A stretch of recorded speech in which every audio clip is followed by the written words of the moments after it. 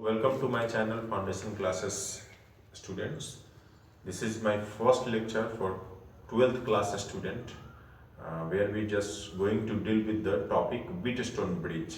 Actually इस topic को मैं बीच से पढ़ा रहा हूँ क्योंकि मैंने ऐसे क्लासेस में इलेक्ट्रिसिटी का और सारा टॉपिक पढ़ाया है और व्हीटस्टोन ब्रिज से मैं शुरू कर रहा हूँ। उसके अगले चैप्टर से मैं पूरा डिटेल में आपके साथ आऊँगा।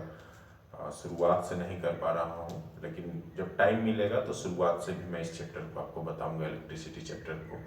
लेकिन फिलहाल हम लोग आगे अपने इस टॉपिक में व्हीटस्टोन ब्रिज पर बात करेंगे। व्हीटस्टोन ब्रिज क्या होता है? तो व्हीटस्टोन ब्रिज जो है एक मतलब स्पेशल टाइप का रजिस्टर का अरेंजमेंट होता है। एक हम लोग एक तरीके का रजिस्टर का अरेंजमेंट करते हैं जिसमें हम लोग क्या करते हैं कि बहुत सारे रजिस्टर को एक पैटर्न में सेट करते हैं और सेट करके वहां पर हम लोग रजिस्टर के वैल्यू को जानने का कोशिश करते हैं कि रजिस्टर का वैल्यू क्या होगा। जैसे आप यहाँ पर देख सकते हैं एक फिगर है, ये वाला फिगर है कि A से C तक ये हमारा जो है R1 है, उसके बाद C से D तक, तो C से D तक जो है हमारा ये R5 है, उसके बाद C से B तक R2 है और उसके बाद हमारा A से D तक जो है वो R3 है और D से B तक हमारा R4 है। तो ये R4 है। ये एक हमारा कॉम्बिनेशन ऑफ रजिस्टर दिया हुआ है। इसी कॉम्बिनेशन ऑफ रजिस्टर को हम इस फिगर में यहाँ पर ड्रॉ किए। ये फिगर आप लोग समझने का कोशिश करिए। आप देखिए यहाँ A से C तक R1 गया है, सो यहाँ से A से C तक ये हमारा R1 है। फिर देखिए C से D तक R5 है, तो C से D तक हमारा ये R5 हो गया, C से D तक R5 हो गया। उसके बाद आप देखिए C से B तक R2 है, तो फिर C से B तक हमारा R2 है। उसके बाद फिर हमारा यहाँ देखिएगा D से B तक R4 है, तो D से B तक R4 है और A से D तक R3 है, सो A से D तक R3। इसी फिगर को इस तरीके से बनाया गया है। आपको हर पॉइंट पर जाके और फिगर ड्रॉ करना पड़ेगा, तभी जाके आप ऐसा फिगर, इस तरीके के फिगर को इस तरीके से आप बना सकते हैं। तो ये जो नेटवर्क हम बनाया है, इसी नेटवर्क को हम लोग व्हीटस्टोन ब्रिज बोलते हैं। व्हीटस्टोन ब्रिज इसको क्यों बोला जाता है? तो व्हीटस्टोन नाम का साइंटिस्ट ने इसको खोजा था और ब्रिज का मतलब क्या हो गया? तो आप देखिए A से B तक जाने का दो रास्ता है, ध्यान से देखिएगा। यहाँ A से B तक पहुंचने का दो रास्ता है, ये रहा, ये A पॉइंट है, ये B पॉइंट है। एक तो हम ऐसे जा सकते हैं A से B तक और दूसरा A से B तक हम इस रास्ते से जा सकते हैं। एक रास्ता ये हो गया, एक रास्ता ये हो गया और इन दोनों रास्ते के बीच में एक ब्रिज ड्रॉ कर दिया गया है। ये वाला जो लाइन है C to D, इसी को हम लोग ब्रिज बोलते हैं। इसी के नाम पर इस सर्किट का नाम जो है वो व्हीटस्टोन ब्रिज दिया गया था। Okay, so this is the Wheatstone bridge. Wheatstone bridge क्यों बोलते हैं? व्हीटस्टोन नाम का साइंटिस्ट ने इसको खोज किया था। ब्रिज का मतलब हो गया कि एक लोकेशन से दूसरे लोकेशन तक जाने के लिए हमारे पास दो रास्ता है और उन दो रास्ते के बीच में हमारा एक ब्रिज ऐसे कनेक्टेड हो गया, तो इसको व्हीटस्टोन ब्रिज बोलते हैं। ओके, अब इसमें दो चीज हमको और समझना है। क्या समझना है? एक तो व्हीटस्टोन ब्रिज जो है वो दो तरह का हो सकता है। एक होता है बैलेंस व्हीटस्टोन ब्रिज और एक होता है नॉट बैलेंस व्हीटस्टोन ब्रिज। मतलब एक बैलेंस किया हुआ ब्रिज रहेगा, दूसरा बैलेंस नहीं किया हुआ ब्रिज रहेगा। बैलेंस व्हीटस्टोन ब्रिज किसको बोलते हैं? तो बैलेंस व्हीटस्टोन ब्रिज कहने का मतलब हो गया कि जैसे देखिए इस केस में यहां से यहां तक A का डिस्टेंस और यहां से यहां तक A का डिस्टेंस, दोनों केस में A का डिस्टेंस सेम है। यहां से यहां तक B का डिस्टेंस, यहां से यहां तक B का डिस्टेंस, दोनों केस में B का डिस्टेंस भी सेम है। तो हम ये कहेंगे कि जो हमारा इधर का डिस्टेंस और इधर का डिस्टेंस अगर सेम हो गया तो इसमें जो ब्रिज डाला हुआ है वो कैसा ब्रिज हो गया? बैलेंस ब्रिज हो गया। इसको हम लोग बैलेंस्ड केस बोलेंगे। लेकिन अगर इसी तरीके का एक दूसरा फिगर बना देते हम यहाँ पर ऐसा लाइक दिस, जिसमें हम इस तरीके से ब्रिज ड्रॉ कर देते, तो आप देखिए ये A हो गया, ये B हो गया। यहां से A का डिस्टेंस देखिए और इस पोजीशन से A का डिस्टेंस देखिए। यहां से यहां तक A का डिस्टेंस जो है वो हमारा बहुत कम है, यहां से यहां तक A का डिस्टेंस जो है वो ज्यादा है। तो इस केस में हम इसको क्या बोलेंगे कि नॉट बैलेंस्ड। ये जो हमारा ब्रिज है वो बैलेंस्ड नहीं। तो दो तरह का ब्रिज हमारा होता है, एक बैलेंस ब्रिज होता है और दूसरा नॉट बैलेंस्ड ब्रिज होता है। तो हम कैसे सर्किट देखकर हम कैसे पहचानेंगे कि कौन सा ब्रिज हमारा बैलेंस ब्रिज है और कौन सा ब्रिज हमारा नॉट बैलेंस्ड ब्रिज है, तो उसके लिए हम लोग को बेसिकली यहां पर पढ़ना है। तो सबसे पहला केस जो है बैलेंस ब्रिज का और नॉट बैलेंस ब्रिज का, जो सबसे पहला केस है उसको आप लोग ध्यान से देखिए।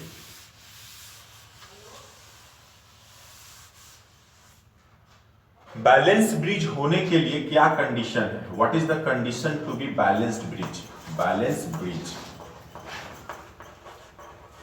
बैलेंस ब्रिज होने के लिए जो सबसे पहला कंडीशन है वो ये कंडीशन है कि यहां पर जो C से D यानी जो ब्रिज में करंट फ्लो कर रहा है, ब्रिज के अंदर जो करंट फ्लो कर रहा है जिसको हम IG लिखे हैं, G का मतलब गैल्वेनोमीटर होता है। इसके लिए यहाँ पर एक डिवाइस लगाते हैं गैल्वेनोमीटर, जो हमको ये दिखाता है कि सर्किट में करंट है या नहीं, जिसका मतलब होता है वो डिफ्लेक्शन शो करता है। Galvanometer is a device which shows deflection when there is a current in the circuit. तो यहाँ पर एक गैल्वेनोमीटर हम लोग लगाए हैं। तो बैलेंस ब्रिज कब होगा? बैलेंस ब्रिज का सबसे पहला केस है IG इज इक्वल टू 0, यानी अगर यहां पर कोई करंट नहीं है, ये जो करंट होगा इस सर्किट में अगर वो 0 हो जाएगा तब हम बोलेंगे कि ये बैलेंस ब्रिज है। दूसरा कंडीशन क्या है? तो ये कंडीशन है यानी R1/R2 इसका ratio R1/R2 is equal to R3/R4।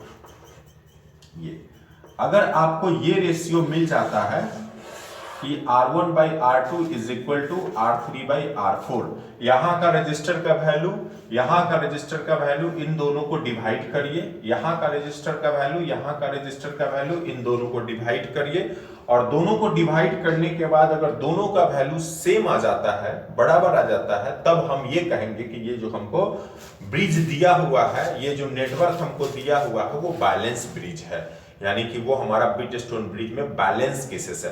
और जब बीटस्टोन ब्रिज बैलेंस हो जाता है, बीटस्टोन ब्रिज अगर इस तरीके से बैलेंस हो जाएगा तो यहां जो नेटवर्क लगा रहेगा, यहां जो R5 लगा रहेगा उसको हम लोग निगलेक्ट कर देते हैं, इसको हटा देंगे सीधे सीधे सर्किट में से, इसका कोई वैल्यू नहीं है। बैलेंस होगा तब, अगर ये केस फुलफिल हो जाता है, बैलेंस हो जाता है, तो R5 को हम लोग सीधे हटा देते हैं। अब हमको रेजिस्टेंस सॉल्व करना है, रजिस्टर का वैल्यू निकालना है, R5 हट गया तो अब क्या होगा, ये दोनों सामने सामने देखो सीरीज में, ये फिर सीरीज में, इन दोनों का सीरीज सॉल्व कर लेंगे, इन दोनों का सीरीज सॉल्व कर लेंगे, फिर 2 आ जाएगा, दोनों पैरेलल में रहेगा, पैरेलल सॉल्व करेंगे, हमको R इक्विवेलेंट मिल जाएगा। लेकिन अगर ये ऐसे लगा हुआ है, R5 यहां पर लगा हुआ है, अभी बहुत मुश्किल है, सीरीज पैरेलल मालूम नहीं चलेगा, कौन सीरीज कौन पैरेलल नहीं मालूम चलता है। यहाँ जैसे ही R5 यहां से ऐड हो गया तो सीरीज पैरेलल मालूम करना बहुत मुश्किल हो जाता है। तो इसीलिए नॉट बैलेंस्ड के केस में हम लोग जो है वो KCL लगा के यहां पर जो है किरचॉफ्स लॉ लगा के जो है वो निकालेंगे कि कितना इसका R इक्विवेलेंट होगा। लेकिन अगर बैलेंस केस हो जाता है, अगर हमको बैलेंस वाला केस मिल जाता है बीटस्टोन ब्रिज का, तो उसमें हमको रेजिस्टेंस का वैल्यू निकालना आसान हो जाता है, क्योंकि ये R5 वाला जो रजिस्टर है बीच में, इसको निगलेक्ट किया जा सकता है, इसको सीधे हम हटा देंगे। हम लोग ऐसा चेक करेंगे, चेक बीटस्टोन ब्रिज, वहां पर हमको आएगा, हम सीधे सीधे उसको हटाएंगे और लिखेंगे कि R5 will be neglected.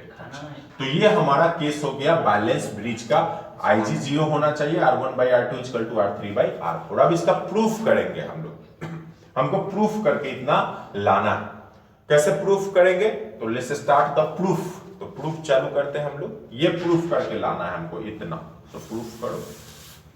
Okay, सो यहां से I करंट जा रहा है, ये इधर जो है भेज दो इसमें करंट I1, और यहां भेज दो करंट I2। ये I1 करंट है, ये I2 करंट है, यहां भी इंटर करेगा ये करंट, इधर आगे I1 और यहां पर करंट इंटर कर जाएगा ये इस तरीके से I2, इसमें I2, और यहां का करंट कितना है ये तो याद ही होगा आपको, ये करंट है IG इज इक्वल टू 0, इसका वैल्यू कितना लेना है 0, दिस इज द R5। और इसमें इस तरीके से लूप लगा दीजिए। हम क्लास में आपको लूप लगाना सिखाए थे कि कैसे हमको लूप लगाना है, करंट को कैसे घुमाया जाता है, तो इस तरीके से इसको हमको लूप लगाना है, ऐसे लूप दौड़ा देंगे हम लोग बीटस्टोन ब्रिज में। ओके, तो सबसे पहला लूप हम लोग लेते हैं यहां पर applying KVL। Kirchhoff's voltage law, आप जानते हैं इसके बारे में, हम लोग पढ़े हैं पिछले क्लास में। Applying KVL Kirchhoff's voltage law, Kirchhoff's voltage law हम लोग यहाँ पर लगाएंगे।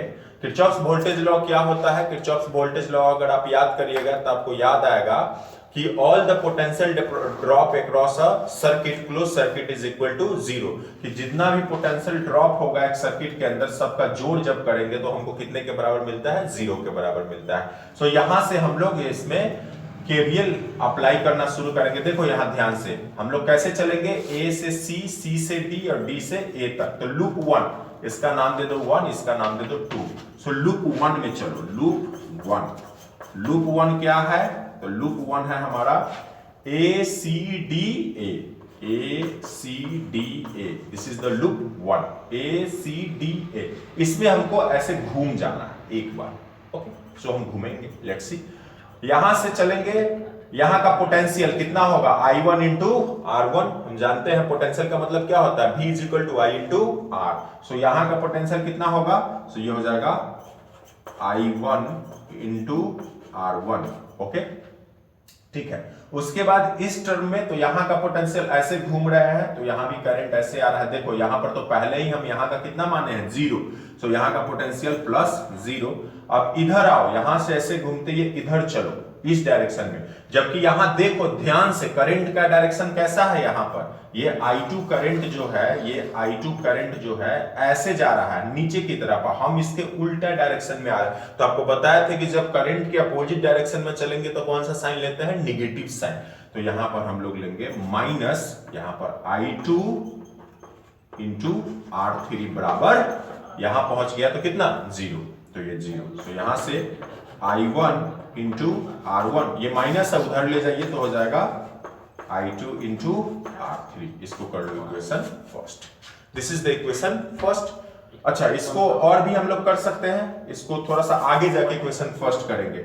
I वाले को एक तरफ और R वाले को एक तरफ हम लोग कर लेते हैं। सो यहां से कर लो I1, इसको इधर ले आओ, बटा I2 इज इक्वल टू, यहां से हो जाएगा R3 बाई R1। अब करो इसको इक्वेशन फर्स्ट, I1 बटा I2 is equal to R3 by R1। This is the equation first. तो ये हो गया लूप 1 के लिए। क्लियर है? लूप 1 के लिए यहां तक आप नोट डाउन भी इसको कर सकते हैं। अब हम लोग चलेंगे लूप 2 में। सो लूप 2 देखिए, लूप 2 में हम लोग करेंगे, इसको मिटा देते हैं। ये रिलेशन आप याद रखिएगा, ये रिलेशन हमको यूज करना है, तो हम साइड में लिख लेते हैं इसको। I1 by I2 is equal to R3 by R1, okay. अब हम लोग फिर से चलते हैं लूप 2 में, इस वाले लूप में। लूप 2 में चलो, तो लिखो यहां पर लूप 2। कहां से कहां तक लूप 2 है? C से B, B से D और फिर D से C तक। तो यहां हो जाएगा C B D C, ये हमारा लूप 2 हो गया। C से B तक, B से D तक और D से C तक ऐसे घूमना है हमको इस वाले लूप में, यहां से ऐसा, ये ऐसा। फिर वही अप्लाई करते हैं हम लोग, तो अप्लाई करो। यहां से देखो करंट का डायरेक्शन सेम है, सो I1 into R2, so this is the I1 into R2। अच्छा, यहां पर देखो ध्यान से, फिर देखो इधर ऐसे आ रहे हैं हम, ऐसे घूम रहे हैं, लेकिन इधर से करंट जा रहा है, ये अपोजिट डायरेक्शन। सो हो जाएगा माइनस I2 इंटू R4। यहां का वैल्यू जीरो है तो इसको लिखने का जरूरत नहीं है, बराबर कर दो जीरो। अब इसको उधर भेजो, तो ये हो जाएगा I1 into R2 is equal to I2 into R4। फिर से I1 बाई I2 निकालो, so I1 by I2 is equal to R4 by R2। ये हो गया इक्वेशन सेकंड, ओके। तो ये इक्वेशन सेकंड हो गया। इक्वेशन फर्स्ट हम पहले से इतना लाए हुए हैं, I1 by I2 equal to R3 by R4। ध्यान से देखो, दोनों इक्वेशन का, इक्वेशन फर्स्ट का और इक्वेशन सेकंड का लेफ्ट साइड जो है वो बराबर आ गया। अगर किसी इक्वेशन का लेफ्ट साइड बराबर हो जाता है तो उस इक्वेशन का राइट साइड भी क्या होता है? बराबर होता है। सो यहां पर हम लिखेंगे फ्रॉम फर्स्ट एंड सेकंड, इसको नोट डाउन कर लीजिएगा। यहां पर लिखेंगे हम लोग from first and second, from first and second, दोनों तरफ का लेफ्ट साइड बराबर है, I1 by I2, I1 by I2। सो इसका राइट साइड भी बराबर हो जाएगा। सो यहां से लिखेंगे R3 by R4, sorry R3 by R1 is equal to R4 by R2, ये हो जाएगा हमारा, ये रिलेशन आ गया। अब इसको थोड़ा सा सही कर दो, मतलब इधर उधर अलट पलट कर दो थोड़ा सा, तो इसको इधर भेज दो, इसको इधर भेज दो, इसको इधर ले आओ, तो ये रजिस्टर को यहां भेजो, इस रजिस्टर को यहां ले आओ, तो इसको जब इधर भेजोगे और इसको इधर लाओगे तो ऐसा मिलेगा R3 by R4 is equal to R1 by R2, इसको सीधा करके लिख दो, तो ये हो गया R1 by R2 is equal to R3 by R4। ये हमारा यही तो प्रूफ करना था हमको, ये प्रूफ हो गया। सो ये हमको प्रूफ करना था व्हीटस्टोन ब्रिज में, हम ये प्रूफ कर लिए कि जब R1 by R2 equal to R3 by R4 हो तो इसको हम लोग क्या बोलेंगे, बैलेंस्ड व्हीटस्टोन ब्रिज बोलते हैं। So this is the balanced Wheatstone bridge. Clear हो जाएगा। अगर आप इसको एक बार प्रैक्टिस करिए तो आसानी से, ये बोर्ड में पूछता भी है व्हीटस्टोन ब्रिज को प्रूफ करने के लिए, यहां तक लाने के लिए पूछ सकता है आपको, तो आप इसको ध्यान में रखेंगे, इसका प्रैक्टिस करेंगे। अब इस पर हम एक न्यूमेरिकल देखेंगे, छोटा सा न्यूमेरिकल देखने के बाद फिर हम लोग आगे बात करेंगे कि कैसे इसका व्हीटस्टोन ब्रिज हम लोग सॉल्व करते हैं। सो सी द न्यूमेरिकल। इसका न्यूमेरिकल देखिए, इसी क्वेश्चन में अब हम लोग न्यूमेरिकल एक करते हैं।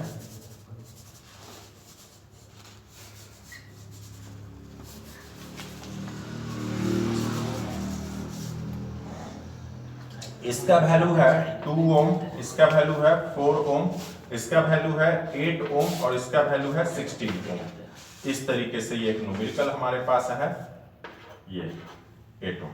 सबसे पहला क्वेश्चन है इसमें, क्वेश्चन नंबर 1 है, find R equivalent from A to B, यानी कि A से B तक के बीच का R इक्विवेलेंट निकालना है। टोटल रजिस्टर कितना, R5 का वैल्यू दे दीजिए 5 ओम, ये 5 ओम।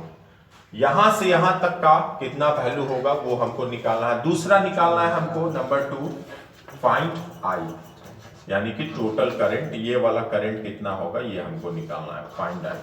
ये क्वेश्चन हो गया, इसको हमको बनाना है। तो सबसे पहले हम लोग क्या करेंगे इसके सॉल्यूशन के लिए, जब इस तरीके का नेटवर्क हो तो हम लोग सबसे पहले इसमें क्या करते हैं, चेक करते हैं। Check this is the balance bridge or not balanced bridge, कि ये बैलेंस ब्रिज है कि नहीं। अगर बैलेंस ब्रिज होगा तो हमको रिलेशन मालूम है, बैलेंस ब्रिज के लिए हम लोग क्या रिलेशन यूज करते हैं, R1 by R2 equal to R3 by R4। तो यहां पर हम लोग का R1 कौन सा है, ये R1 है, ये R2 है, ये R3 है, ये R4 है। तो हम लोग पहले चेक करेंगे। सो यहाँ पर सॉल्यूशन जब करेंगे, इसका सॉल्यूशन करने जाएंगे तो हम लोग लिखेंगे सबसे पहले सॉल्यूशन में check Wheatstone bridge, check balance, check balance Wheatstone bridge. सो ये हम चेक करेंगे बैलेंस व्हीटस्टोन ब्रिज सबसे पहले। सो बैलेंस व्हीटस्टोन ब्रिज चेक करने के लिए हमारे पास क्या फॉर्मूला है, फॉर्मूला है R1 by R2 is equal to R3 by R4। ये हम लोग चेक करेंगे, R1 by R2 equal to R3 by R4। So यहां से R1 का वैल्यू देखो 2, सो 2 डिवाइडेड बाई R2 का वैल्यू 4, सो ये 4 डिवाइडेड बाई R3 का वैल्यू 8 हो गया और डिवाइडेड बाई R4 का वैल्यू 16 हो गया। इसको कैंसिल करो तो ये आएगा तुमको 2, यहां पर आ गया 2। सो कितना मिला, 1/2 इज इक्वल टू 1/2। अगर ये दोनों बराबर आ गया तो हम लिखेंगे यस इट इज बैलेंस्ड। ये कैसा है, बैलेंस्ड है, बैलेंस व्हीटस्टोन ब्रिज। अगर ये बैलेंस व्हीटस्टोन ब्रिज हो गया, अगर ये बैलेंस व्हीटस्टोन ब्रिज हो गया तो हम क्या बताया है, इस वाले जो नेटवर्क है बीच में ब्रिज जो है उसको हटा देना है, वो उसका कोई मतलब नहीं है। सो हम यहां लिखेंगे, सो ये जो 5 यानी R5 जो होगा इसको R5 मान लो, R5 विल बी निग्लेक्टेड। सो हम लोग लिखेंगे सो R5 will be neglected, R5 will be neglected. इसको नेग्लेक्ट कर देना है, नेग्लेक्ट करने का मतलब इसको हटा देना है सर्किट से। तो हम सीधा सीधा इसको अगले फिगर बनाएंगे, अगला फिगर में इसको रखेंगे ही नहीं, इसका काम खत्म हो गया, ये हटा दिए। तो ये हमारा पहला चेक का हो गया, ये चेक करना है व्हीटस्टोन ब्रिज है कि नहीं है। चेक हो गया व्हीटस्टोन ब्रिज है ये, तो इसको हटा देना। अब इसको हम लोग आगे सॉल्यूशन में बढ़ेंगे, तो अगला सॉल्यूशन इसका करेंगे। देखिए अगला सॉल्यूशन कैसे होता है इसका। सो नेक्स्ट सॉल्यूशन, यहां के बाद हम लोग नॉर्मल जो क्लास 10th में भी आप लोग पढ़े हैं सीरीज पैरेलल, उसको अप्लाई करेंगे। तो देखो यहां से ध्यान से, ए से बी तक एक ही रास्ते में अब करंट जा रहा है, करंट कहीं बट नहीं रहा है, इसलिए R1 R2 जो है वो सीरीज में। से यहां लिखेंगे here R1 and R2 are in series, series में है। तो इसको दोनों को सॉल्व कर लो। यहां लिख लो R डैश बराबर R1 plus R2 is equal to, इसका वैल्यू 2 प्लस 4 यानी कि 6 ओम। तो ये हमारा 6 ओम आ गया। फिर नीचे वाले में यहां से देखो, ये एक रास्ते में करंट जा रहा है, सो दोनों सीरीज में है। सो लिखेंगे here R3 and R4 are in series. So इसको सॉल्व करो, इसको लिख लो R डबल डैश बराबर R3 प्लस R4 बराबर 8 प्लस 16 यानी कि ये हो जाएगा 24 हो। सो R1 और R डबल डैश। अब एक नया नेटवर्क बना लो, इसमें नेटवर्क बनाते भी चलना है। तो जितना अभी तक किया उसका एक नया फिगर अब हम लोग यहाँ पर ड्रॉ कर लेंगे। सो नया फिगर क्या मिलेगा, इसका एक रजिस्टर 6 ओम का और इसका एक रजिस्टर 24 ओम का। देखो कितना छोटा कर दिया फिगर को, कैसे छोटा किया जाता है फिगर। ये ए हो गया, ये बी हो गया, बहुत आसान हो गया। ये हो गया R, इसको हम लोग माने हैं डैश, इसको माने हैं R डबल डैश। ओके, बहुत छोटा कर लिए। ये प्लस हो गया, ये माइनस। यहाँ बैटरी को दे दो, बैटरी को कितना दे दो, बैटरी को मान लो 40, बैटरी को मान लो 24 वोल्ट का बैटरी, 24 वोल्ट का बैटरी यहाँ करंट जा रहा है I। ओके, अब हम फिर R डैश और R डबल डैश दोनों किस में है, पैरेलल में। सो यहां लिखेंगे इसके आगे R dash and R double dash are in parallel. तो इसको जब करेंगे तो इसे लिखेंगे 1 बाई आर बराबर 1 by R dash plus 1 by R double dash. इसको सॉल्व करो, 1 बाई आर बराबर 1 बाई 6 प्लस 1 बाई 24। इसका एलसीएम कर लो, इसका एलसीएम कितना आ जाएगा, 24 आएगा। तो 1 बाई आर बराबर 24 ले लो। एलसीएम जो है 6 और 24 का 24 हो गया। सो यहाँ पर 4 प्लस 1 यानी कि 5 बाई 24 हो गया। इसको उल्टा कर दो, आर निकालो। सो आर इज इक्वल टू हो जाएगा 24 बाई 5। ये हो गया हमारा आर का वैल्यू। इसको डिवाइड कर लीजिएगा, इतना ओम होगा। नेक्स्ट हमारा करंट आई चाहिए, तो आई बराबर कितना हो जाएगा, V by R. So V के लिए 24 और R के लिए यहाँ पर हो जाएगा 24 बाई 5, ऊपर चला जाएगा।